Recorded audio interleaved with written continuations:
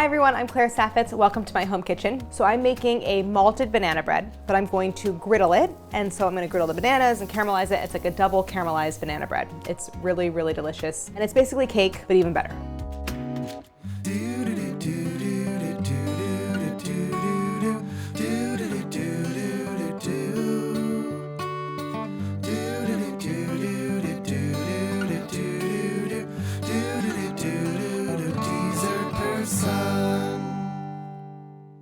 The idea of a griddled banana bread or like a griddled cake is something I've seen before, but the place that does it really, really well, that was maybe the first time I'd had it, is a spot in Biddeford, Maine, near Portland, called the Palace Diner. They just make incredible diner classics really, really well. And one thing on the menu is a banana bread that they griddle. So I'm kind of taking that idea, applying it to a recipe that I already really love that I haven't showed you yet in What's for Dessert, which is this malted banana cake. Really, the banana bread is banana cake. It's the same thing. In the recipe in the book, I actually griddle bananas and caramelize them and turn them into like an upside down layer on the cake. And this time I'm doing the same thing, but I'm going to incorporate it into the banana bread itself and then griddle the slices. So I'm using it in two places to really enhance the flavor of a kind of otherwise fairly ordinary banana cake. There is a twist though in the batter, which is that I am making it malted. So I have here some malted milk powder and a lot of it. The combination of like sour cream and malted milk powder and banana, and I'm adding a little rum. It's like so, this is my platonic ideal of a banana cake. It's so, so good. So like soft and tender. It's really delicious, and griddling it is going to just like turn it up a notch. And also I'm gonna, in addition to griddling it, I'm gonna make a little malted cream, like whipped sour cream to serve on it. The combination of sour cream and bananas is like truly irresistible to me, and add a little sugar. It's so good. And also if you wanted to make this as a brunch dish, what's great about it is you can make the whole thing the day before and then just griddle the slices, and it like revives the bread. It like just warms it up. It will be so good.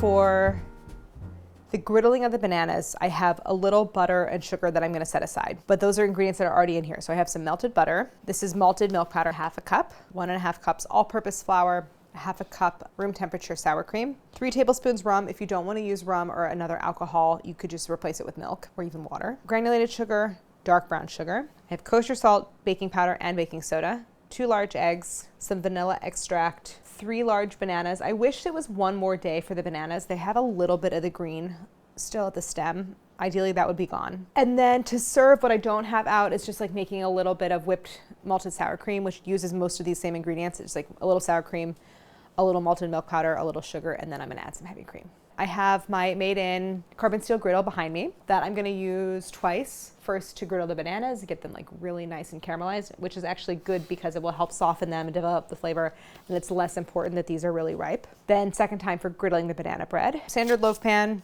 piece of parchment paper. I was reading a recipe from Natasha Pickowicz recently where she described it as a saddle, which I really like. The idea of just like one piece that kind of fits in there. Good description. That's just for lifting the bread out. And I have a little extra melted butter here for doing the pan. And behind me, I'm just gonna make the batter by hand. I have a couple bowls and a whisk, and that's really it. Before I get into the recipe, I want to thank our friends at Made In for sponsoring this episode. If you've seen even one episode of Dessert Person, you've probably seen Made In all over my kitchen. And one piece I love in particular is their carbon steel griddle. It is maybe the most versatile piece of cookware I have in my entire kitchen. What I love about the Made In carbon steel is it's lightweight, lighter than cast iron. It heats up and cools down faster.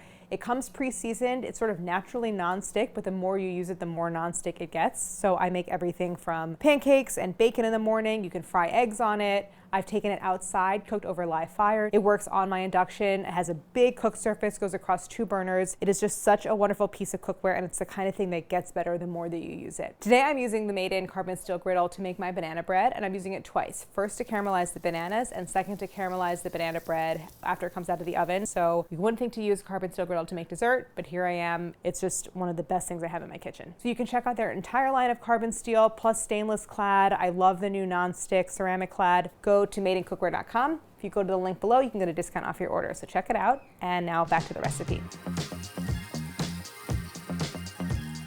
For griddling my bananas, I have obviously my bananas right here. I'm getting my griddle preheated over medium. I have it across 2 burners. Then I have a little butter and sugar here. That's just gonna help with the caramelization. So the first thing I'm gonna do is I'm just gonna take off the banana tops.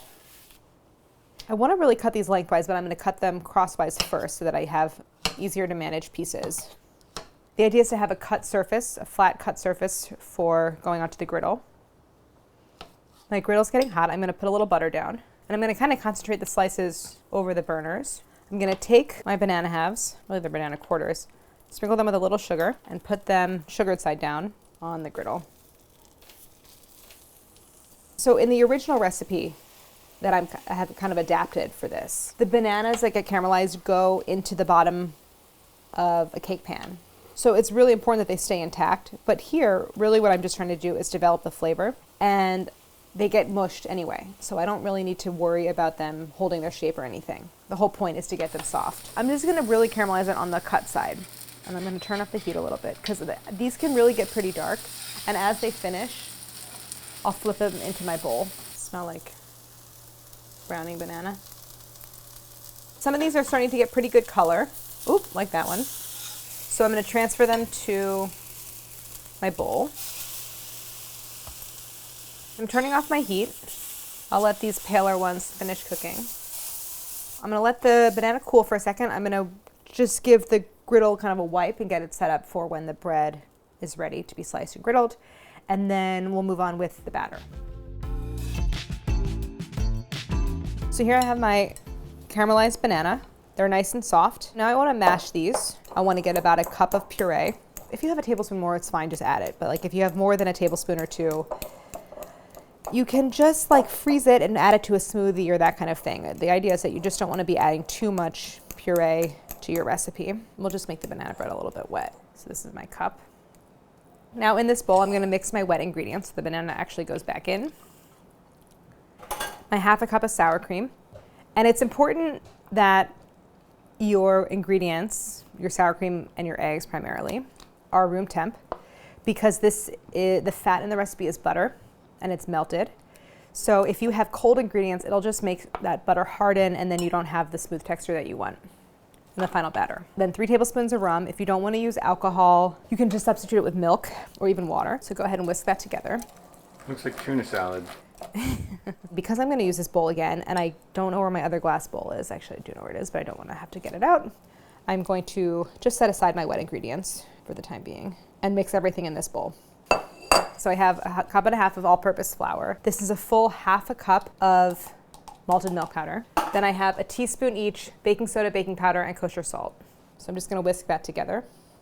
I don't really need to grease the parchment because the parchment is nonstick, but I just want to put a little bit of butter in the bottom of the pan so that the parchment itself sticks. I'm not preheating my oven, but I should. I'm going to get it on 350. I have a third of a cup of granulated sugar and then a half cup of packed dark brown sugar. Then I'm going to add my 2 large eggs. So I want to whisk this till the mixture is like very smooth and kind of lightened in color. So I don't want any lumps. I want to aerate the eggs a little bit. And anytime I'm doing a recipe that either has melted butter or oil as the fat, rather than starting with room temp butter and like doing the creaming method, I like to start with eggs and sugar. And to start beating those, it just, to me, helps to incorporate and like make sure the ingredients are really well emulsified. So now I'm going to stream in my melted butter. It's 1 stick, which is a half cup. You could use oil here, but I think I really like the butter flavor. Plus you're using butter on the griddle, so why not use the same fat everywhere? So the butter is room temp, melted and cooled. The eggs are room temp, so you can see that they incorporate really seamlessly. If the eggs were cold, then when I pour in the butter would harden and then you would get little like bits in there and you don't want that. So I'm going to add my vanilla extract, just a teaspoon. I'm going to do half of my dry. So alternating the wet and dry is just a way to retain that emulsion with the fat and all the liquid and keep the texture very smooth. Then I'm going to add all of my liquid, that banana sour cream rum mixture. Whisk that in. And now the rest of the dry ingredients.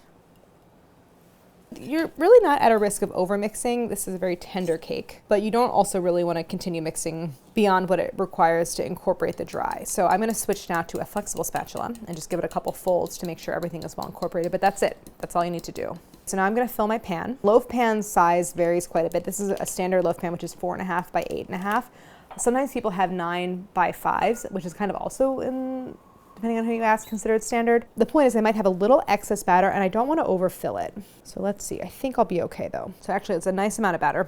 And banana bread and any kind of quick bread, especially ones like banana bread that have like a puree in them, tend to have a pretty long bake time. So this is gonna go the better part of an hour. And I'm gonna bake it until the top is risen and dry. And I'm gonna do a cake tester at the thickest part and just make sure it comes out clean. I underbaked it by like 2 minutes. It was just, there was ever so slightly the thinnest film of batter on the cake tester, but I pulled it. I was like, man, I'll carry over. What ends up happening is it's not actually the center that's soft. It kind of is like a little bit, a layer right under the surface of the top. But the good news is we're about to griddle it. So a little bit of like soft batter is not gonna hurt anyone. So my banana bread has cooled. I'm gonna cut some nice big slices of it. And I am preheating my griddle over kind of medium low. So I'm gonna cut, I would say like 3/4 of an inch thick slices. Looks really nice. It's really soft. It's not just about the flavor that you get from griddling and caramelizing the surface of the cake. It's about the texture contrast of like a kind of crisp, thin layer on top, and then the inside gets sort of custardy. So I'm gonna get some butter on both sides of my griddle. So I think I'll do kind of 2 slices per side. So you don't add sugar? No, the sugars that are already in the cake, that will caramelize. I'm gonna turn up my heat. It's gonna be delish. I'm gonna like lift, add a little bit of butter under, and then flip.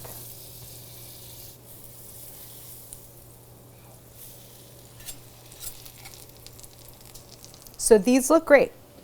These are ready to come off. I just killed the heat so that they didn't take on too much color. And they smell really good.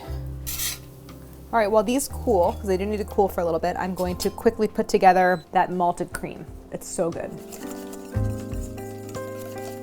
I feel like there's a lot of levels to this recipe. Level 1 is just make the banana bread.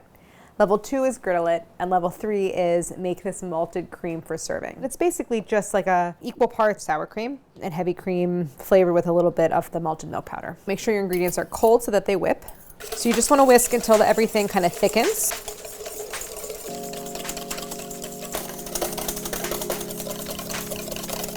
Oh, this is thickened a little bit. It's still a little loose. Just do it like a sauce like that. Ringo hasn't moved for like hours. All right, I'm gonna leave it. I think maybe it's just warm in here or something. To finish our griddled banana bread, a little bit of salt, a little dollop of this malted cream. I would call this softly whipped for sure. I would say because of the malted cream, this is maybe like a serve with a fork kind of thing. But if it were just the banana bread, you could even put like a little extra melted butter on top and serve it that way. Perfect. It's still a little bit warm.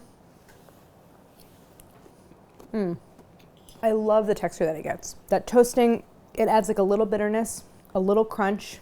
The inside, it's not wet, but it's custardy. As you eat it, you kind of go through like layers of flavor. You get the banana, and then you get like the sour cream. The malted is like this savory edge that I think goes really well with that toasted flavor on the outside. Is this a breakfast or a dessert? I think this is equally breakfast, snack, dessert. It is kind of the perfect like tea or like late afternoon with coffee. And I think the key is really that kind of 2-step caramelization, getting the bananas really nice and caramelized and soft before they go into the cake. And again, you could stop there. You could just caramelize the bananas, make the banana bread, and it will be like the best banana bread ever. Or take it 1 step further, throw the slices on the griddle and a little bit of butter. So delicious. So I do hope that you check out this recipe. Thanks to Made In for sponsoring the episode. Check out their whole line of carbon steel. You can go to the link below for a discount off your order. And thanks so much for watching, and don't forget to like and subscribe.